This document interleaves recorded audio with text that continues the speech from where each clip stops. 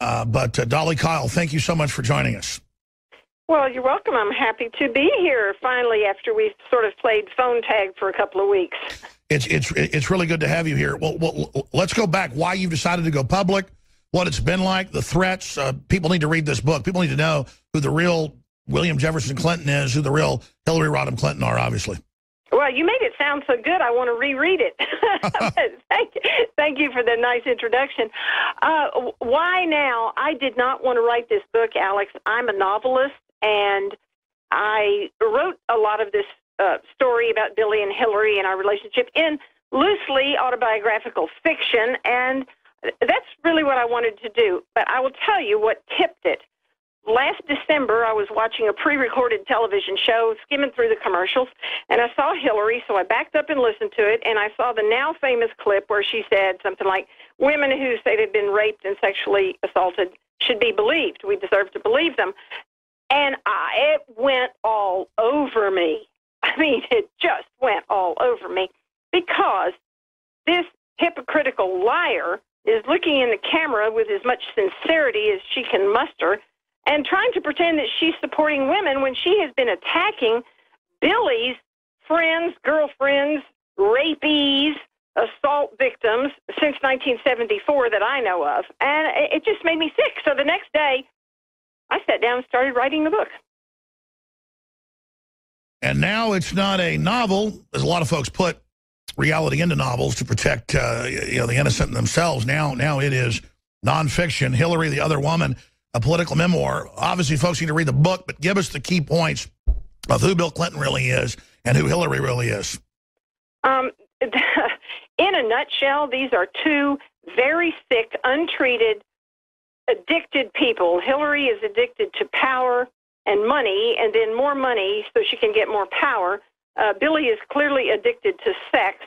And I talk about this in the book, but obviously we can't cover 292 pages in 20 minutes. So there is that. And then at the end of the book, well, you mentioned media magic. But chapter 47 is media magic, how to make a story disappear. And it tells from my own personal perspective back in the 90s when I ended up filing a lawsuit against Billy Clinton, who was the sitting president at the time, and probably no one ever heard of that because NBC, for example, didn't think it was news that someone was suing the president of the United States, nor that the issue of whether he could be sued in office when it went to the United States Supreme Court and I won was even newsworthy then.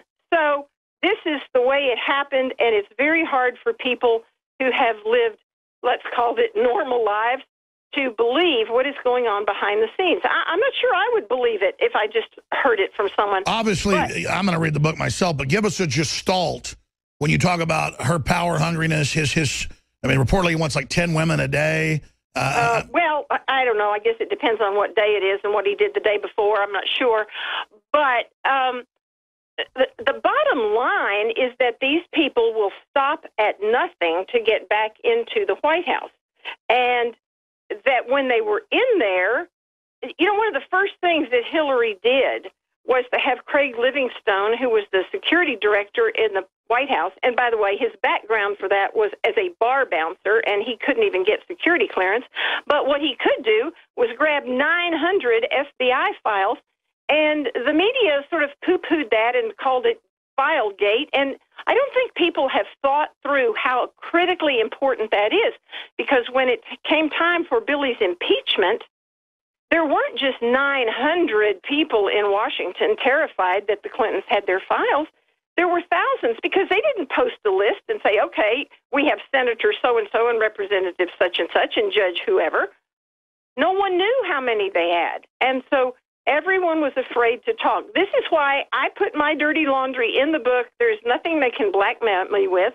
The book is not salacious. It's not full of sex details or anything like that because that's not relevant to this story.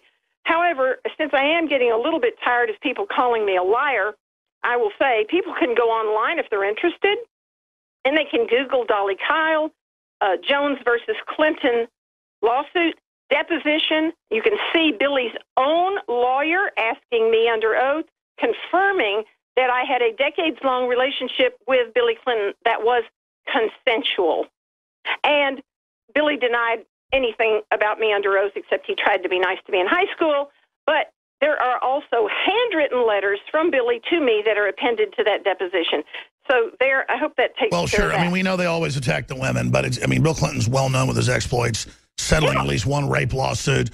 What do you think? Get into Hillary. What you know about Hillary? On the rape, Juanita Broderick did not sue him and did not file criminal charges. If she had filed criminal charges, she could have filed a criminal charge against Hillary as an accessory after the fact, because Hillary threatened her to keep her mouth shut after Billy raped her in 1978 when he was Attorney General and running for governor. Sure, sure. Long time. Is very important, Alex. In Chapter 50, I talk about the 17 truth suppression techniques that the Clintons use, and I did borrow these with permission from Dave Martin, D.C. Dave. And the other thing is that I believe a serious problem, politics aside, is the fact that Hillary is showing signs of increasing cognitive impairment. And after one radio show, someone I knew sent me an email and said, "What's cognitive impairment?" And so for those who don't know, it's kind of like when you're losing it. You know. She acts like a homeless person on the side of the road a lot of the time. Yeah, and in Chapter 50, I go through some of the symptoms of cognitive impairment that are listed on the Center for Disease Control's website. Anyone can go there and then look at her behaviors. One of the things is loss of memory. Now, this puts Hillary in an interesting position. Is she losing her memory because of this cognitive impairment? Or did she say under oath 250 times, "I don't remember," because she was lying? So we have a choice. She can flip a coin. She was either lying or she's cognitively impaired. Well, I mean, we know she's a bad actress. In the White House. All that weird stuff at the DNC looked like John Wayne Gacy or something, hopping around the stage, spatting at balloons. Doesn't Bill look bad? I mean, just talking about how he looks, all shaky. He looks like an Undertaker or something from a horror movie. Yeah, and speaking of Undertakers, this is sad to say, but when you're approaching 70, as we are, a lot of times you just see your friends at funerals, and I've seen him 2 or 3 times in the last year at funerals of mutual friends, and each time, the guy in the casket has looked better than Billy. What's the word on him? Parkinson's? What's going on? Yeah, well, I don't know. I've heard the same things you've heard. I've observed the same things you've observed, but I have no inside information on that. Sure. Talking about Hillary, though, and her I mean, like, we'll get into Hillary in a minute and her power trip, but sexually, I mean, these women have all basically said the same things before it was ever on the news about Bill isn't just crooked in one way, and his penchant to beat women up, to bite them and stuff. Did he ever do any of that to you? Our relationship was purely consensual, and you remember, I met him when I was 11. He was 12, going on 13. You were friends. We were friends. We dated in high school. We had what I would call a very normal relationship for a while. But he never, it was never harassment. It was never assault. It was always consensual. But I will say this, I did not know about his rape and sexual assault. So would you say he's a pretty nice guy then? I mean, yeah. Yeah, I mean, and everyone we went to high school with, I mean, I think everyone generally liked Billy. He did lose the election for senior class secretary to his next-door neighbor, Carolyn Yeldell. Sure, from everybody I've talked to, though, and of course this has been documented, but would you concur that Hillary pretty much wears the pants and was kind of his enabler and would cover up from him and was kind of his beard for his sexual exploits? That's a little bit more exaggerated than I would say it, and more general, but I can't really argue with that. I'll go with that.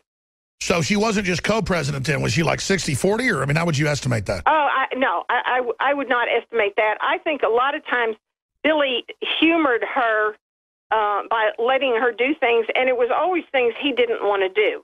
The one thing about Hillary is that she is a very hard worker, and she's a fighter, and you know, that's, I guess you could call positive things, unless, of course, you're on the receiving end of that and she's working hard to destroy you and fighting against you. So I'm not entirely thrilled with those adjectives. But here's the other thing.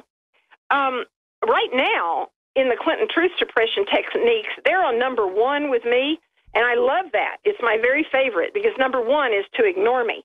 And so I'm getting very little media coverage, very little anything. I've had a running battle with Amazon because they keep saying my book is out of stock or it's going to be shipped in 2 months or, you know, I went to number 1 on Amazon 2 months ago, still didn't get a number 1 sticker. Sure, I mean, the fix is in. They won't even list Donald Trump like as a political candidate on Google. So the answer is go to WND.com, get the book directly from WorldNet Daily. There you go. Yeah, I would never even mention Amazon. I would say don't get it from Amazon, even though you made it number 1. I'd just say go to WorldNet Daily. And I understand. Yeah, and that's true. The thing of it is, Amazon is the 600-pound gorilla, and the 600-pound gorilla is one that does the accounting. Oh, and the I know all about them. So, I know all about them. Yeah, But I'm over that. It's more important to talk to people like you. And wait a minute. I'm sorry. Back up. Nobody like you, Alex. But to talk to people on the radio and spread the word to those people who probably would never buy a book anyway. But we need to get the word out that Hillary is an other woman, and it's a play on words because when I met her 15 years into knowing Billy, she was, if you will, the other woman. And then the flip side of that is, and why we have her facing away from the camera on the cover of the book, she is not the woman she would like you to think she is. She is an other woman. Now, let's talk about that. Who is Hillary Clinton from you knowing her so long? And, I mean, she knew you were with Bill sometimes? I mean, how was her attitude about that? Was it laissez-faire? Well, she didn't really care what he did as long as he didn't get caught in a way that would jeopardize her political career because she, remember, was riding his coattails from the time she spotted him at Yale Law School and invited him to come and live with her, which Billy, I'm sorry to say, has always been something of a moocher. So, I mean, he told me in 1972 he was moving in with this law student, and it was really no big deal. And it never was any big deal between us. What about the word that she's really Webster Hubbell's daughter? She sure looks like him. Yeah, that's in my book. Robert Morrow, who wrote with my other friend Roger Stone the book Clinton's War on Women, they completely believe that Webb Hubbell is Chelsea's father. I don't think so, and I say my reasons in the book, but we agreed to disagree on that a long time ago until there's a definitive DNA test. I don't know. But if you're just looking at the big lip, go back and Google a picture of Dorothy Rodham, Hillary's mother, when she was Chelsea's age. Chelsea's a spitting image of her. And go look at a picture of Virginia Clinton when she was a young woman. She looked a lot like her. And she's got the big lower lip, too. So, and, of course, do you think did Bill ever tell you anything about his mama? Because it was reported she was a lady of the night for the mafia. Well, I knew Virginia. I mean, you got to remember, we grew up in Hot Springs. Our families were friends for years.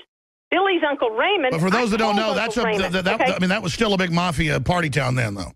Well, yes, it was. But Virginia was an RN, and she was a nurse anesthetist. She was on call 24/7 for one period of about 3 years straight, and so she was always out and about, and I know that she had lots of affairs, and I mentioned Virginia in the book because she's just not the totally innocent party girl.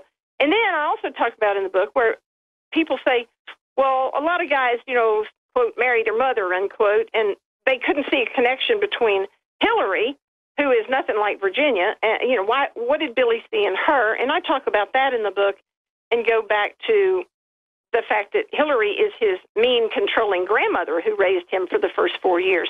I was a psych major before I went to law school. I understand. So let's expand on this. Expand on this. The word is, I think it was Clinton said it, that Hillary's seen more tail than a toilet seat or a bicycle seat. Is it? I mean, Hillary's, did you ever see any of her activity towards women?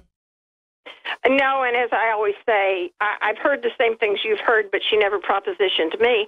But I will say that in an interesting little incident that happened at the governor's mansion one night when I was with Billy, and I think I put this in the book too, that Billy said to me in a very intimate moment, I want to have a baby. And I was a little taken aback since we were both married to other people. And I said, do you think that's a good idea? And he looked at me sort of strangely, and then he kind of chuckled, and he said, oh, I didn't mean with you. So, silver tongue Dolly, I didn't mean with you, sweetheart. Anyway, I said, what are you talking about? You don't have time to have a baby. Both of you are just crazy going in every direction. He said, we need to have a baby so that we will look like a normal couple, and we need to take away attention from the warden's lifestyle. He called her the warden. I was about to say, it's been reported they aborted a boy, and then I guess they thought it'd be better for political purposes to have a girl. Did you ever? I have no idea. No idea about that. And I also heard that Jennifer Flowers had an abortion of a baby with him. I don't know any more than you know. All right. Well, listen, I'm going to read the book, and I want to have you back up before the election, obviously, for a full hour to take let me come down to Austin and do it in studio, because that's always more fun. You let Nico Acosta know anytime you want to come down here. In fact, we'll fly you down here if you want to come down, have you in studio, put you in a hotel, and I would love to do that. And then maybe fly Roger Stone in or have him on as a guest while you're on, because he's an expert on this too. But in the 2 minutes we've got left, folks are going to get the book, but give us other tidbits about why you went public, why you're concerned, what you think Hillary will do once she's El Presidente if that happens. I can't even think about that, Alex, without getting depressed or throwing up. So I'm not going to speculate on what happens if she's president. I'm going to say this. I have children, I have grandchildren, and I love my country. I still get goosebumps when we do the Pledge of Allegiance to the flag and sing the Star Spangled Banner. I love my country. Hillary hates America, hates Americans, hates everyone. Turn off the sound sometime when you're looking at a video of her and see the hate coming out of her eyes. I want to save my country for me, my children, my grandchildren, and everyone else's too, oh, by the way. But, I'll admit to a selfish goal. I want it better for my family. You're right, though. When I see her, she's one of the most hateful people on a power trip. I mean, it's hard to march around like that. I march around like that for 1 minute when I'm mad at my kids, and they start asking me, Dad, what we do wrong? And I have to tell them to do their chores. I mean, she really radiates anger and hatred all the time. That's got to be exhausting. Well, I think it is, and I think that's why she can't do what she needs to do. And you also know she cannot perform. She cannot have a press conference because she cannot answer questions. She is a volcano about to erupt. And as I said in Chapter 50, she's cognitively impaired. She just can't handle questions. If you think you could have asked her as many questions as you asked me and gotten as many answers, think again. She can't do it. So she's getting more and more arrogant as it goes. If you've got to go, I understand. We'll have you down in studio in the next few weeks. But No, I'm good. You want to keep talking? We'll just do 5 more minutes on what you think she'll do with the nuclear launch codes and the buttons, because I know the Russians have psychoanalyzed her, and the Russians openly say, we don't normally get involved. We don't know about Trump, but Hillary is dangerous. We are scared of her. Going back to Dolly Call for a few minutes. We're going to get her down here in studio in the near future. She wrote the book, Hillary the Other Woman, a political memoir, WNDbooks.com. What do you make of this whole attack piece that's taking place and the Republican establishment doing this? What's your view on Donald J. Trump? I wish I knew Donald Trump better. When he started running, I didn't know anything about him, and I thought it was sort of a publicity stunt and a joke. Obviously, it is no joke, and I am amused watching the power structure, as you just talked. They are so afraid of him, and they're jealous. These are men who are jealous of a real man with a spine and a backbone, and I think that a lot of people are not realizing that part of Trump's appeal is that John Wayne nature of his character. Like, I'm going to go in here and do what I believe is the right thing because I love America. It's not a swagger. He's very confident, and it radiates. Yeah, exactly. It really does. And there are very few men like that. And I think I wrote in this book something about if Congress, if the Republicans in Congress could have grown a collective spine, Donald Trump wouldn't have gotten anywhere. But Americans are sick. That's right. He entered a vacuum where there's no men. There are no men. It's like, where are the men? I guess they're in the transgender bathroom. I don't know where they are. But they're not running for office. They're not serving their country for the most part. There are a few exceptions. But it's like, what's in the water when they get to Washington? And this whole third-party thing, if you don't learn from history, you're doomed to repeat it. This is not a country that works with third parties yet. And go back to 92. If Ross Perot had not run, Billy Clinton would not have won the election. And let me go further. Numbers. When you have a way. John and McCain... So that third-party disillusion of votes is what caused Clinton to get in. And the other thing is this. These 25 million Christians who sat home in 2012 because they couldn't vote for either of the candidates because they weren't good enough. Let me clue. I have read the Bible numerous times, including the book of Revelation. Jesus is not coming back to run for president of the United States, and therefore, people, we are always going to have flawed candidates. But I think it is morally and theologically imperative to vote for the candidate, the flawed candidate, who will do the most for the benefit of the country. And I'm not saying hand out the most stuff to the most people. I'm talking about the overall benefit of a country. Sure. And that means a place with borders. And by the way, everyone should go look on YouTube and see the video of Hillary in 2008 when she was campaigning saying, we need to enforce our borders, and if necessary, we need to build a wall in some places. Great point. Just earlier you said you didn't want to go to that nightmare scenario, but you started going there. The hatred Hillary has, the radiated aggression, the fact that she can't have press conferences. I mean, this is how a dictator operates. When you talk about her hatred and just saying, look at her, in your personal experiences, what do you think drives that? From what I've been told, and this was out years ago, it's now mainstream news, staffers can't look her in the eye. She never gives tips. She'll have a waitress fired if she looks at her. I mean, this is quite possibly a borderline personality disorder, psycho, egomaniac, narcissist. I mean, what would you call her? Well, I would say this because of my own personal history and what I studied, and that was about sex addiction. Because when I was a 16-year-old virgin, just getting ready to go off to college, yes, at 16 because I skipped 2 grades, I was drugged and raped by one of Billy Clinton's friends, and that changed the trajectory of my life.